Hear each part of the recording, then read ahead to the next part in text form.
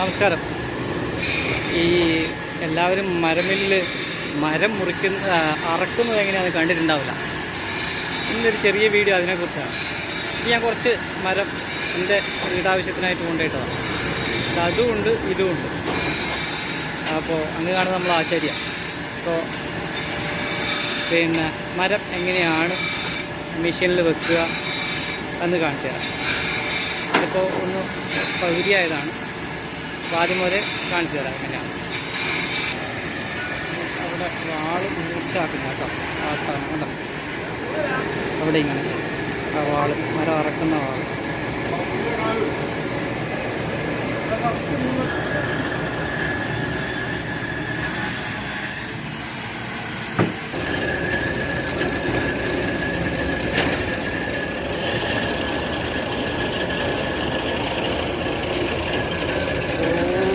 പല്ലും അര ഇടും കേട്ടോ. ഈ അര ഇട്ടിട്ട് അതിൻ്റെ മെഷീൻ്റെ മുന്നിൽ ഇങ്ങനെ അര ഇട്ട് അല്ലേ.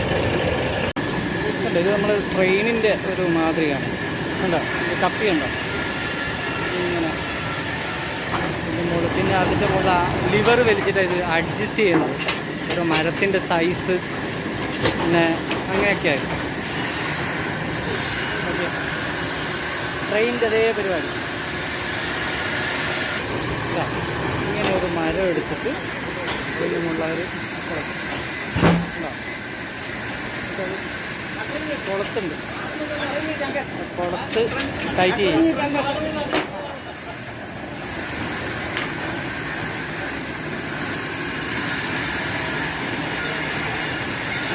ടൈറ്റ് ചെയ്യുന്നത്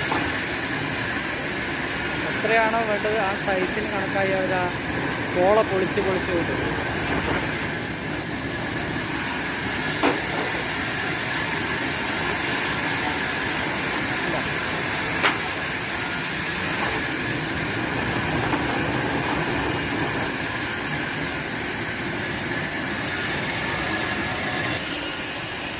രണ്ട് ലിവറാണ് ഇത് ബാക്കോട്ടും ഫ്രണ്ടിലോട്ടും പോയിട്ടുണ്ട്.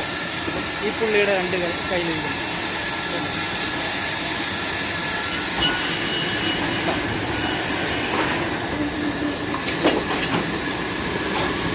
തിരിച്ച് മറച്ച് വിട്ട് അത് ലോക്കിട്ട് എന്നിട്ട് അതിൻ്റെ കാതിൽ മാത്രം മാറ്റിയെടുക്കുക.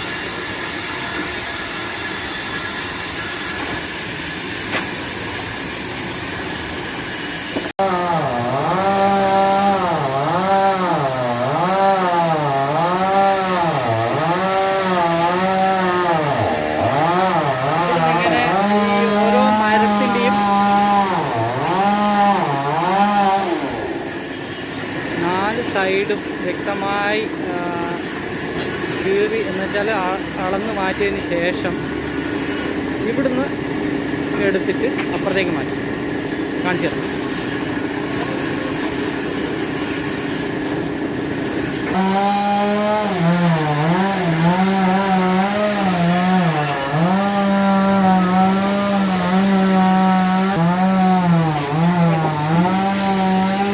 അതെടുത്തിട്ട് ഇവിടത്തേക്ക് കൊണ്ടുവന്നതിന് ശേഷമാണ്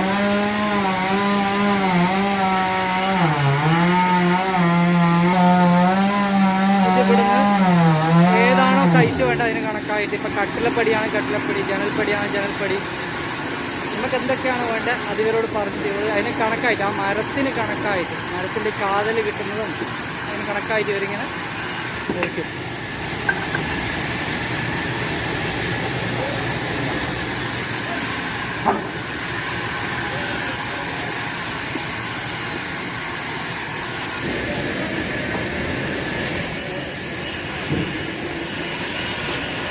ഇങ്ങനെ